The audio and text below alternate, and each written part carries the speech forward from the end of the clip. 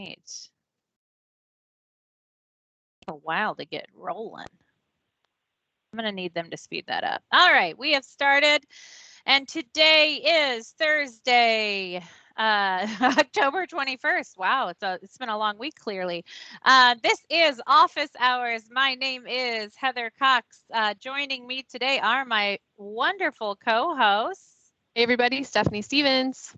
I'm Victoria Dean. Andrea Sangrio. And we have got our dear friend, Michael Brunetti in Fraser's apartment, coming to us to share a little bit more about some security. So we know how important it is. This is a hot topic all over the place. And so we brought him back because he is quite literally an expert in this. So it is all you, Mike, and we're going to turn our videos and cameras off and have at it.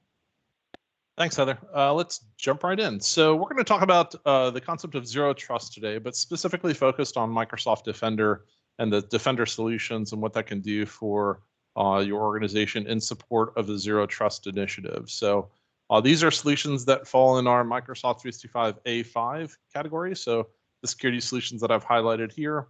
And let's just jump right into it. So before I jump into the actual solutions, I'm going to talk about kind of the evolution of ransomware that we're seeing to what we used to refer to as commodity ransomware to what we're now calling human operated ransomware. This is really, I think, the biggest driver of security solutions that we're looking at today, the biggest threats to most environments, most customers I work with. Ransomware started off as this kind of nuisance that affected a specific end user, would encrypt their data. They would ask for a relatively small sum of money to give the user back the encryption key and that sort of thing. This has really evolved into a targeted attack against the entire organization. Really, where an attacker is using various methods to get into the environment, to get into the network. And in many cases, will stay there for long periods of time, learning about the environment, attempting to move laterally to an account of higher value, where they have the ability to exfiltrate data from the organization that is valuable, and then hold the organization at ransom. And so no longer is this a isolated, $500 in Bitcoin type of ransom. We've seen episodes and examples from anywhere from $4 million to $40 million, where organizations are being held at ransom because this attacker was able to either render their systems inoperable or exfiltrate data that's of great value if it were to be exposed. So this is a really increasing problem across the industry, across really every industry. This is an example of the increase of number of incidents that we've seen every month over the past couple of years. Definitely an increase, but the most concerning one really is the increase in cost, ransomware recovery costs, and that education is at the top of the list. Right, and there's a number of reasons for that. In many cases, education organizations may be ill-equipped to deal with the effects of ransomware. The extent of the ransomware attack may be more extensive and not isolated to a particular environment. So there's a myriad of different reasons there, but we want to make sure that customers are aware of the tools that are available to help deal with this, right? And there's some common, false beliefs that customers have had over the years, or organizations have had. The main one being attackers aren't interested in us because we don't hold valuable secrets, or we don't hold valuable information, and that's not necessarily the truth, right? We've seen everything from small K-12 districts up until large universities that do hold valuable information, especially in areas of research. So really, nobody is immune from this. Other excuses are, we don't have to maintain our systems because they're protected behind firewalls, right? And we know that's obviously not the case. But the most common one, too, is that security operations can manually address the alerts and respond to events as they're happening. And I think that's getting increasingly difficult to do. So we need to apply the proper tools and techniques in order to reduce those volumes of alerts, apply things like automation to be able to respond more quickly and understand what's happening in the environment. And I think on a previous session, we did a session on Sentinel, which is a great tool to gain visibility and automate a response. We're going to go into some specific security tools in the A5 stack in Microsoft Defender on how to prevent some of these attacks at each area of the attack chain. So, our security stack is built across really three main pillars: identity and access management, threat protection, and information protection.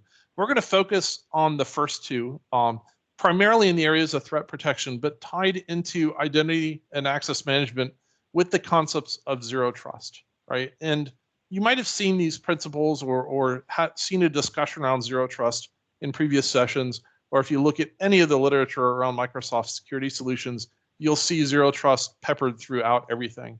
And it's really the basis for everything that we do from a security perspective. And there are three main principles to it. The first one is we need to verify explicitly every person that is trying to access a resource within that organization based on a number of different criteria. Where are they coming from? What are they bringing to the table from an authentication perspective? Is it ID and password? Is it multi-factor? What is it they're trying to access? What is the role that they have within that system? And secondly, we want to use least privilege access wherever possible, right? That is a best practice. We know, for example, users should not operate with administrative privileges to their end user workstation, nor should they operate with normal higher level privilege to specific applications.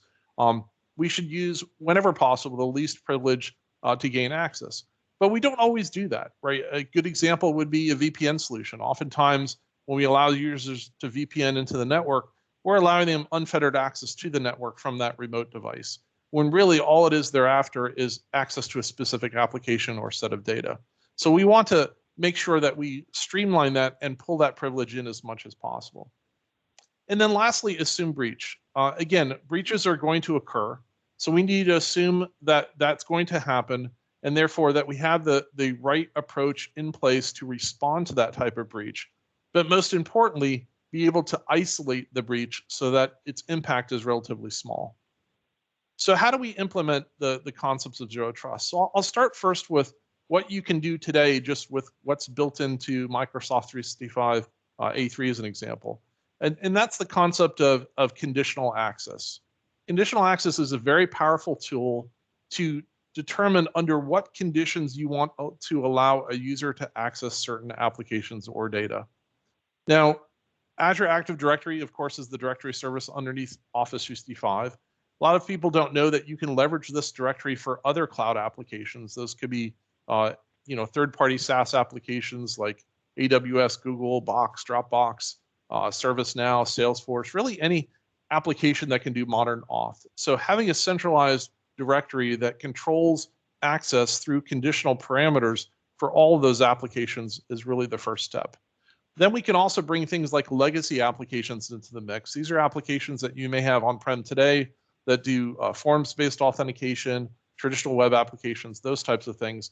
We can pull those in and apply the same conditional access parameters. And those parameters look at what is the user trying to access, and again, what are the conditions that they're bringing to the table? Where are they geographically? Are they on our network? Are they off network? Are they bringing ID and password, or is multi-factor in play? Are they coming from a compliant device? So has that device been managed with the policies that you want as an organization, such as encrypted storage or a mandated PIN or password on a mobile device as a factor? So we can look at all of these conditions and determine under what conditions we want to allow a user to access applications.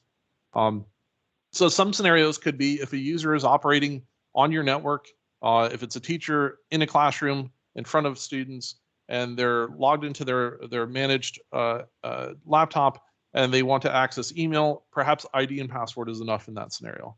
But if they're coming from their home PC on a device that's not managed, on a network that's not trusted, that's a scenario where MFA or second factor, should be required. Maybe there's certain applications that contain extremely sensitive data where you don't want to allow access to those applications from certain networks, maybe from certain geographies. It's just not important enough to take the risk associated with access to that application. And those are some of the parameters that you can look at from a conditional access perspective. Now we're going to introduce and move on to the concept of threat protection and Microsoft Defender, but we're going to come back to this zero trust story and show how these solutions can help enforce and influence zero trust access. So if we look at the typical ways in which an exploit happens in an organization, it could be a user browsing to a website, it could be a phishing email that happens, or the user clicks on the wrong attachment. And now you've got a situation where the user's environment is exploited, their endpoint is exploited. You've got a command and control situation where now that device is taken over, the user account is compromised, and now you've got an attacker that is on your network and then trying to understand, learn about the environment, and move laterally to an account of higher value. In some cases, that could be a privileged account, such as domain admin. In worst case scenario, you'd have a domain compromise situation. Or it may be an account that has access to sensitive data that the attacker can then exfiltrate, take that data, and use for ransom. Right? On average, what we're seeing is when an account becomes compromised, on average, the attacker will be on the network for 6 months before ever being discovered. That's a lot of time to learn a lot about an organization, and a lot of attempts to move laterally to an account of higher value. So we need to put the right pieces in place to make sure that this doesn't happen. And there's different solutions and techniques that we can use along the way. The first one, Defender for Office 365. This is looking at not only email. Email is certainly the most common attack vector, but it's looking at the other workloads within Office 365 to provide protections against these types of attacks. So things like scanning attachments to look at their behavior to determine if they're malicious or not. We can do that for email, but we can also do that when users are sharing files in OneDrive and SharePoint and Teams to make sure that we don't have a compromised user attacking others with a file that's being shared. Or, in a more common scenario, a user sharing a compromised file, not realizing that it's malicious, right? Because their account's been compromised. We also look at things like phishing attacks, phishing emails, impersonation of emails. The common scenario we see here is like the gift card scam. You get an email, it looks like it's from somebody you know, but it really contains instructions on buy a gift card and send me pictures of it, those types of things. We're all familiar with that type of scam that's been popular among EDU institutions. Those are the types of things that we're looking for with Defender for Office 365, as well as URL protections, protecting users from clicking on a malicious URL that might contain either a ransomware payload or be phishing them, again, looking for their credentials and trying to attack the user. Now, if we move on to the endpoint, Defender for Endpoint is our solution for protecting against those advanced attacks at the endpoint layer. That endpoint could be a Windows device, it could be a Mac OS device, iOS, Android. We also support Linux on the server side as well. And we're doing a couple of things here. One, obviously, next generation endpoint protection with the traditional antivirus, but going beyond antivirus with endpoint detection and response, looking for the types of activities that occur at that client that are indicative of an attack. That could be something as simple as you open a document that contains a script which causes a scheduled task to occur on that machine, some script that runs maliciously on that device. We're also looking at threat and vulnerability management. So is the device itself vulnerable because either it's missing some OS level patches, it's running applications that aren't up to the latest patch level, so it has a version of, let's say, Adobe Acrobat, for example, that has known vulnerabilities that can be compromised. Or the firmware. Maybe it doesn't have the latest BIOS revision. Now we've got a vulnerable hardware device because its firmware is vulnerable. So threat and vulnerability management gives you great visibility into the risk associated with the device itself and the operating environment that's there. And then lastly, we've got web content filtering. So we can do things like protecting users from malicious websites when they're browsing on the machine, even if they're off network, right? So this was a very common scenario, obviously, during COVID. Users were working from home, but they're using those devices everywhere on a normal basis too, right? So we want to make sure that they're protected from those sites that are that contain malicious code, but also maybe from sites that are inappropriate for business, right? Typical web content filtering. So the next areas are the areas of identity protection. Things like Defender for Identity is looking for the attacks that we see against Active Directory identities. Now, this is often a blind spot for a lot of customers. Usually there's not a lot of things providing visibility to the types of techniques that we show occurring in the identity space. So there are about 30 or so known types of attacks against Active Directory identities that are indicative of things like lateral movement and compromising accounts and the like. So this solution basically puts a sonar agent on the domain controller and looks for those types of attacks and notifies you on that type of event occurring as well. Likewise, we have solutions in Azure AD in the cloud for looking at things like leaked credentials or brute force attack against credentials. And we'll talk about that more of that when we get back to zero trust and controlling conditional access from that scenario. And then lastly, one of the things that provides a great deal of visibility about what's happening inside the environment is cloud app security.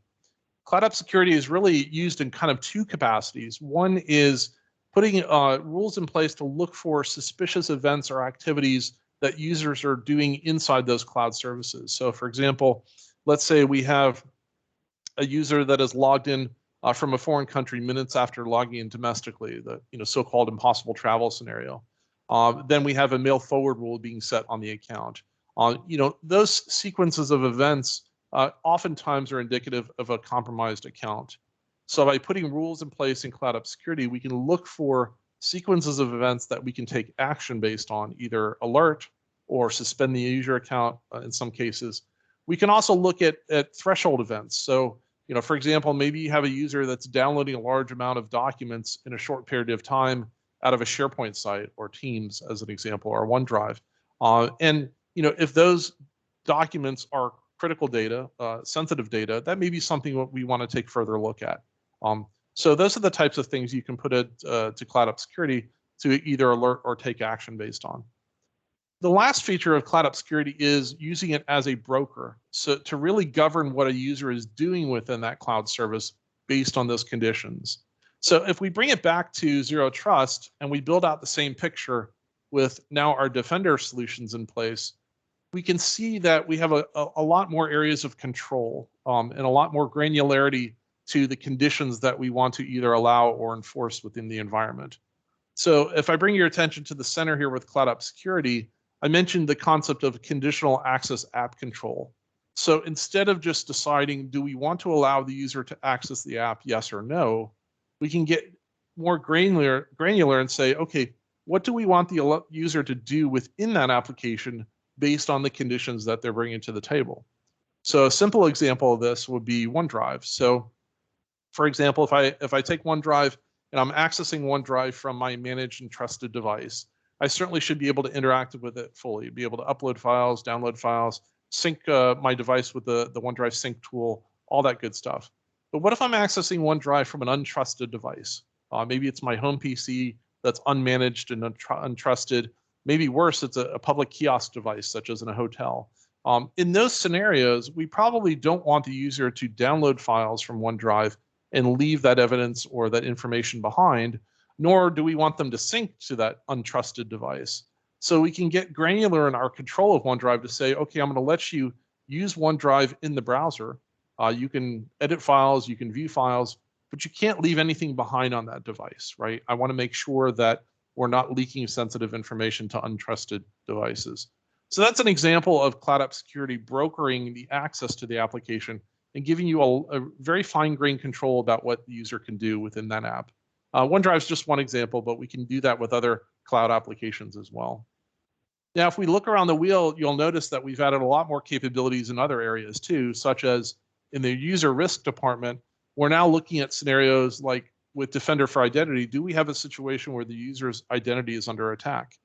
Or do we have a situation where the user has leaked credentials? Their password, ID and password is found to be leaked on the web, and now we've got a valid set of credentials that are out there. I mean, certainly that would change conditional access parameters in scenarios where I might have allowed a user to access an application with ID and password. I'm going to enforce multi-factor in this case, and certainly force the user to remediate that leaked credential scenario with something like self-service password reset. Shared credentials is one of the biggest problems with passwords, right? Users don't like passwords, so they tend to use the same passwords on multiple systems. Not all systems are secure, and so leaked credentials is a huge problem. Now, when we get down to the bottom and look at device risk, in addition to is a device compliant or not with our policies, we can look at device health as another factor. With Defender for Endpoint reporting, is the device that the user is coming from healthy, or has malicious code been found to be on that device and the device is in need of remediation, right? So then we can get more granular to say, all right, in the condition where the user's device is compromised, if they're trying to access that application that contains sensitive data, maybe it's finance or payroll, we're going to simply deny that request until the issue is remediated. Maybe we'll allow the user to access Teams, maybe we'll allow them to send messages to the help desk and get the issue resolved, that type of thing. We'll isolate the device so that it can't communicate to other devices and also access other applications, but we're going to provide that level of granular access. So this is kind of the big picture from an end-to-end perspective of how Defender can not only protect at each stage of the attack chain, but also play a role in controlling access with zero trust. Now I've got a few more minutes left. We'll entertain questions, but I also want to introduce the other aspects of Defender that are outside of the A5 suite, and that is protecting assets in the data center. So Microsoft 365 Defender is everything that I've talked about so far and is included in A5. But we also have capabilities to protect resources in the data center through Azure Defender. And even though it's called Azure, it's not just in our data center, not just in Azure, but also in your data center, in third-party cloud data centers as well. And the reason why I bring this up is we've seen an evolution of what the data center means from what it used to be. So data center used to be comprised of physical servers. That moved to virtualization with VMs. But now we're seeing a trend moving in a modern data center to things like containers, platform as a service applications, things that are developed for the cloud rather than everything running on a dedicated VM or dedicated server. That brings an interesting challenge in protecting those assets from threats. And so we've been working hard to extend the capabilities of Azure Defender to all those types of workloads. Yes, you can protect a server. Yes, you can protect VMs running on a server, but you can also protect those containers such as Kubernetes. You can protect things like SQL Azure. You can protect services running in Azure or storage running in Azure as an example. And as I mentioned, through Azure Arc, we can extend those capabilities out of our data center in Azure into other data centers, such as your private data center, and see all of that in a single security console. So this is evolving quite quickly. If you look at the workloads that are supported by Azure Defender, really this workload set has doubled, I think, in the last 6 months, and we're always adding additional capabilities to protect those types of resources in the data center. So I'm going to pause here. Any questions? I know that was a kind of a quick overview of Defender. I think within the time we had, I think I'm on schedule. Yeah, you're but perfect. Yeah. Definitely We want do to. have a couple of Yeah. questions. Yeah, go ahead, Heather, you go. No, can you see them, Mike, or do you want me to read them out loud? Yep. I'm looking at them now. So question on Azure Defender, how do you need to license or cover on-premises servers? Great question. So you have a couple of choices there. Servers and VMs can be added in the security center in Azure Defender, again, in your data center, and they're licensed at a flat rate. So all of the Azure Defender workloads that you see here are basically licensed based on usage, just like any other Azure workload. So if we get into things like, let me pull this up again for a second. So if you look at things like storage, it's based on the storage transactions. If you look at things like protecting DNS with Azure Defender, it's based on the number of DNS transactions. For VMs that are running in Azure, it's based on how long they're running. So if the VM is shut off, you're not paying for Azure Defender. For a VM that's running in your data center, there's a process through Azure Arc to tie that into the Azure Security Center, and it will show up there, and it will be billed based on Azure consumption, obviously just for the Defender piece, not for the VM itself. So Azure Defender, it doesn't have like a traditional license fee as you would think of it. It's based on usage. Great question. Yeah, there's Any other a questions? couple other. With Defender endpoint, if the user is working remotely and not on a VPN, is there a way to do URL filtering? Yes, as a matter of fact, Defender for Endpoint does not require a VPN or a network connection. Basically, it will do it at the client itself. Yep, absolutely. And also, if you look at what I shared and I know it was very quick, in the whole strategy here around zero trust user access, our goal is to move away from VPN for the reasons I mentioned, right? We're creating too much exposure by making a user VPN in. And likewise, it's also an inconvenience for the user. So by using something called the Azure AD App Proxy, we can also take those legacy apps, make them available externally, securely, without the need for a VPN. So that's another option as well. VPN makes me cranky. Yeah, same. It's actually interesting too. At Microsoft, we've seen the evolution of that too. We have VPNs, obviously, and I know of only one application I need to VPN for at this point. Everything else I can do remotely through the Azure AD authentication, which is very nice. So, question is: Defender for Endpoint still not part of a student use benefit along with staff for A5 licenses? Yes, thank you for rubbing salt in that wound. Unfortunately, that is still the case. Despite our best efforts, and the battle continues. I will just say that. Yeah. Unfortunately, Defender for Endpoint today is not a student use benefit. There are some changes coming to Defender for Endpoint, and I should point that out.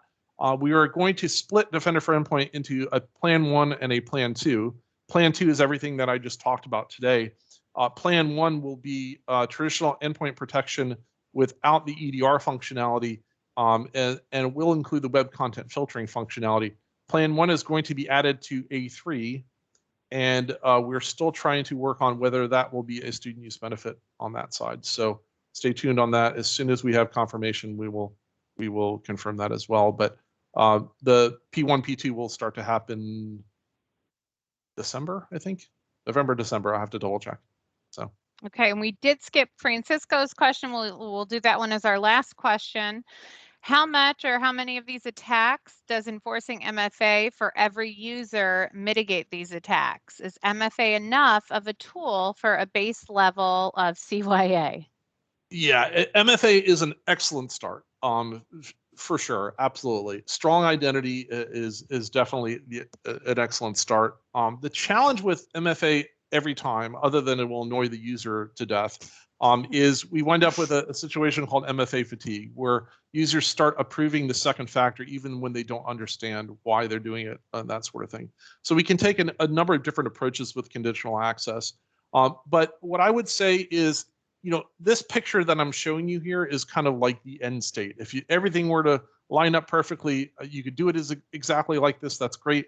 But it's a journey to get there. You're not going to do this overnight. And so what I would encourage customers to do is start with conditional access policies, even if that policy is we're going to MFA everybody all the time.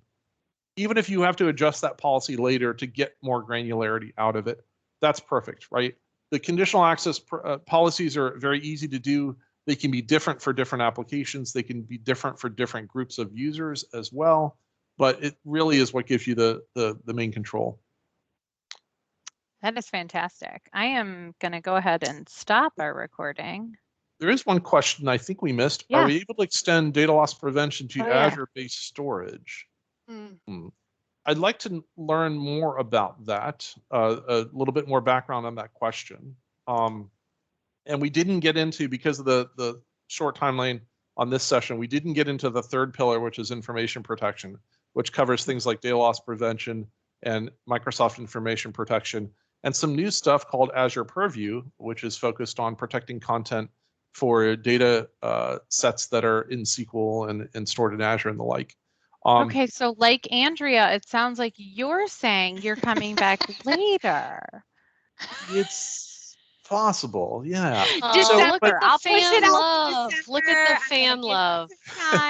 To briefly answer the question though on DLP, it depends on how the storage that we're talking about, right? So we can extend DLP to file-based storage, so such as file servers, which means we might be able to do it to Azure File Services. I'll have to double check that one, but certainly we can do it to file stores such as SharePoint, OneDrive, Teams, etc. We can do it to traditional file servers such as Windows file servers. But I'll have to double check on Azure File Services to see if that can be done as well. But information protection, which is kind of the evolution of DLP, that would protect the content no matter where it's stored, right? And that's really the goal that we'd like to get to.